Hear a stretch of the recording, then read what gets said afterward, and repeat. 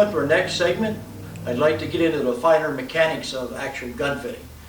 We've covered the eye dominance, we've covered a proper stock fit. Assuming we already have addressed those issues, then we need to move on to the actual fit of the stock to the shooter. The first item I'm going to talk about is length of pull. The length of pull is basically the distance from the middle of the trigger to the middle of the butt stock at the back end.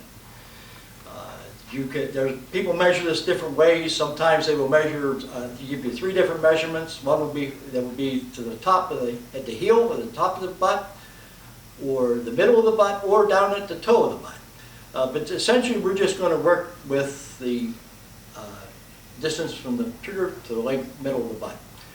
You may have seen over the years someone say, "It fits me perfectly." They will stick their arm up and bend their trigger finger, and they'll stick the gun in there, and if they can reach it, that's, they say, is a perfect gun fit for them. Well, I hate to differ with all these experts, but I'm afraid that's only part of the picture. The average man, about 90% of the American men, will use a trigger pull of somewhere between 14 and 15.5 inches. 90% of the people. So that leaves the other 10% that's going to fall into a wide range beyond that. The proper length of pull can best be judged by having the shooter mount the gun beside you, and you can get an idea of their positioning on the stock. So Janine, would you come up and help me out, please? Okay, Janine, would you bring the gun to your shoulder, please? Okay, if you look at the way Janine is positioned on the stock, you'll notice that she has the gun properly positioned here. What we typically look for on a properly fitted stock is a relationship of 90 degrees on the upper arm and the lower arm. And also I'm looking for a finger to 2 finger widths distance off the back of her thumb to where her cheek contacts the stock.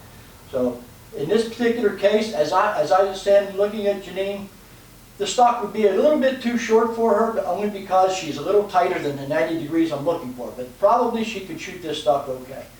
All right, Janine, thank you. Billy? Would you mount that gun for me, please? Okay, again, you'll notice the same similarities in the way Janine mounted the stock. You see Billy, again, is positioned properly here.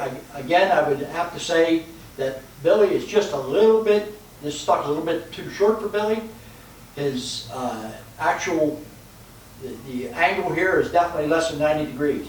If I look up front and I go for the finger to 2 fingers width distance, he's crowding a finger. So in my estimation, this stock would just be a hair too short for him. All right, thank you, Billy. A stock that is too long, while it may be easier to point and to some extent controls recoil a little bit better, if it is too long, it also can become very difficult to swing, very awkward to swing at angles and so on. A stock that's too short many times will cause the shooter to lose contact with their shoulder pocket, and may also increase the recoil that they feel, including bruised knuckles possibly from the back of the trigger guard. So in general, a 90-degree relationship between the upper arm and lower arm is a good test for the young shooter, and also the finger width is also a very good test.